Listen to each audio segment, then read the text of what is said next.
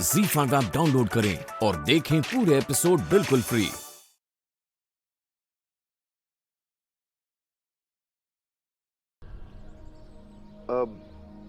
क्या आप मुझे उस बच्चे के बारे में कुछ और बता सकते हैं? मुझे और मदद मिलेगी। वो बच्चा हमेशा से ही अपने उम्र के बच्चों से अजीब और अलग था। अगर उस बच्चे के बारे में और जानना है तो इस महिला के मुंह से सच निकलवाना पड़ेगा। देखिए, बुरा मत मानिएगा, लेकिन हर माता पिता को अपने बच्चों के अलावा दूसरों के बच्चे तो अलग ही लगते हैं। इसमें अलग क्या है? आप अभी उस बच्चे से मिले नहीं हैं, इसीलिए ऐसी बातें कर रहे हैं। जो मुर्दे को जिंदा कर दे, उसके लिए अजीब शब्द बहुत छोटा सा है। क्या क्या कहा आपने? मुर्दे को जिंदा? देखिए, अब कहीं आपको कोई भ्रम तो नहीं हो गया? उसने जिस बच्चे को जिंदा किया है वो मेरा अपना बेटा ही है। जीवन, यहाँ आओ बेटा।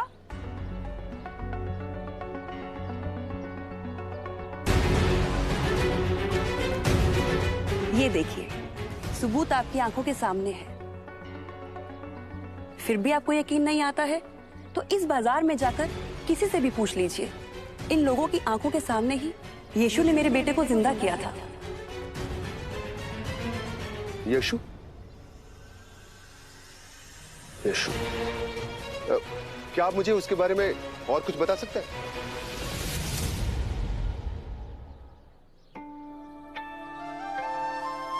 धन्यवाद यीशु, तुम्हारी वजह से मेरे बाबा मुझे वापस मिल गए।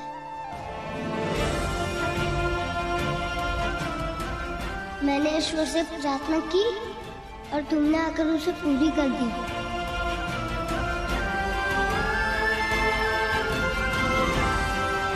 मैंने कुछ नहीं किया मन्नू, परमपिता ने चाहा तभी तुम्हारे घर में खुशियाँ आ गई। यीशु, अपना हाथ आगे करो, मैं तुम्हें कुछ देना चाहता हूँ।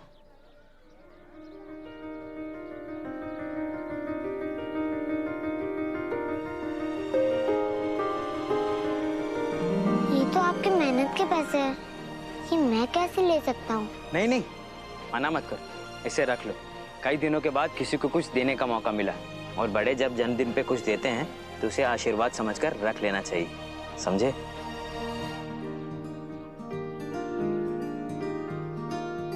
क्या इनमें से एक मैं अपने पास रखकर दूसरा किसी और को भेंट दे सकता हूँ?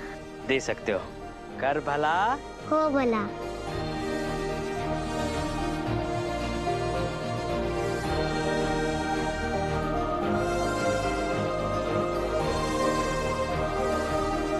चाचा जी ने आपको एक सिक्का देने को कहा था, तो ये लीजिए आपका सिक्का।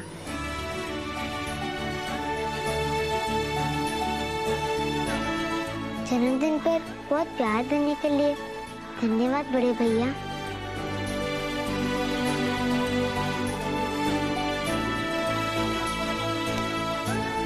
खिलौने वाले चाचा जी, अभी भी एक चीज में कमी लग रही है। आज के उत्सव में वो क्या? गीत, संगीत और नाच। याकूब भैया सही कह रहे हैं।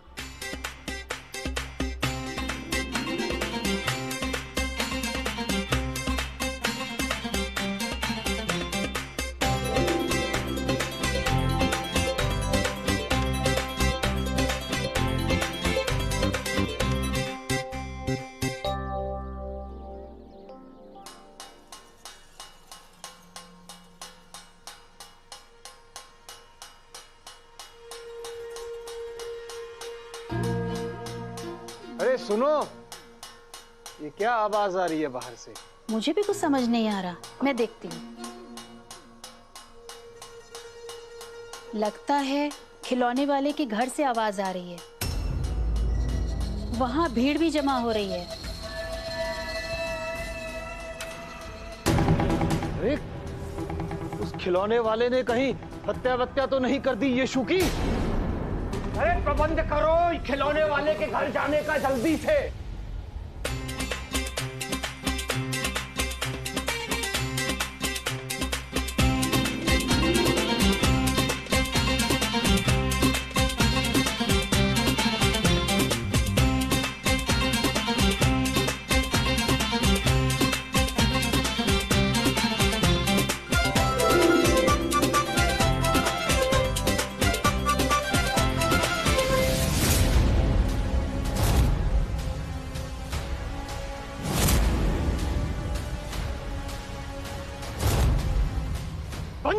नाच गाना।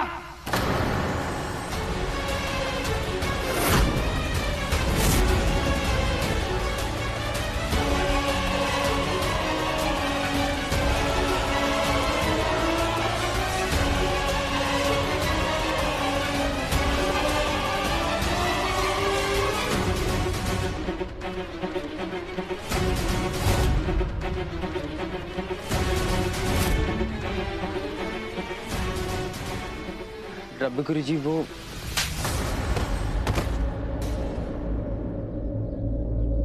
बेशरम, पापी, ऐसे करेगा तू ईश्वर की सेवा?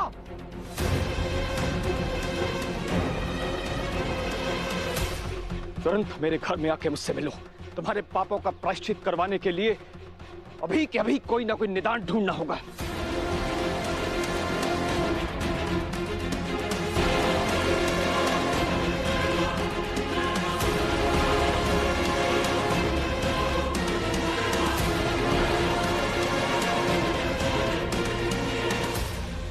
चिंता मत कीजिए, माँ कहती है कि यदि हम सही रास्ते पर चलते हैं तो परमपिता हमारी बहुत मदद करते हैं।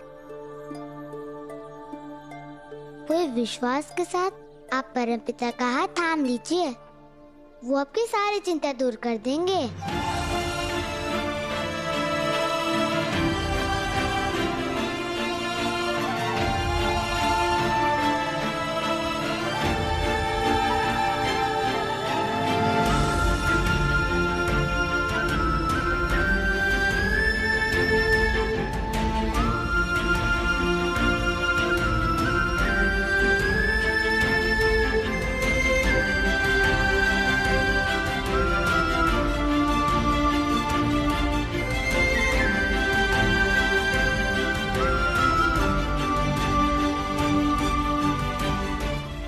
सही कहा आपने। सचमुच मुझे ऐसा लगा जैसे मेरे साथ ईश्वर है।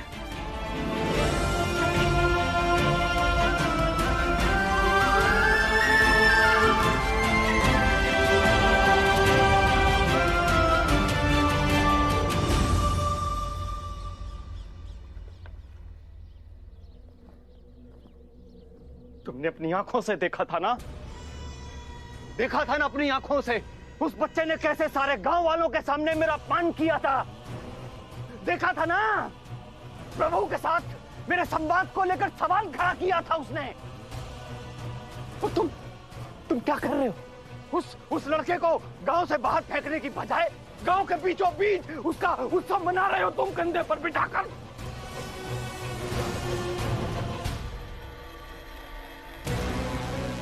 कहां गई ईश्वर के प्रति तुम्हारी निष्ठा? अरे बोलो कुछ तो। तुम्हें रत्ती भर भी इस बात का एहसास है कि तुमने सिर्फ मेरा ही नहीं ईश्वर का भी अपमान किया है?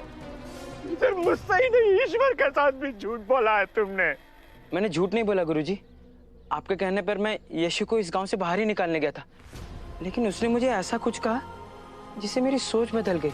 उसने मुझे एहसास दिलाया कि ईश्वर उसी की मदद करते हैं जो अपनी मदद खुद करता है, और बिना कुछ किए सब कुछ पाने की उम्मीद करना ये तो गलत है ना गुरुजी।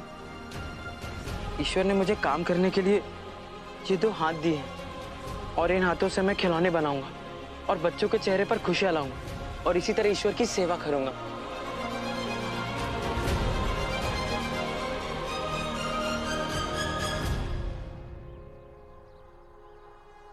गुरुजी, आप मुझे गलत मत समझिए। आज भी आपके प्रति मेरे मन में बहुत सम्मान है, जितना पहले था। बस मैं ये कहना चाहता हूँ कि यीशु बुरा नहीं है, क्योंकि ईश्वर ने खुद उसे धरती पर भेजा है।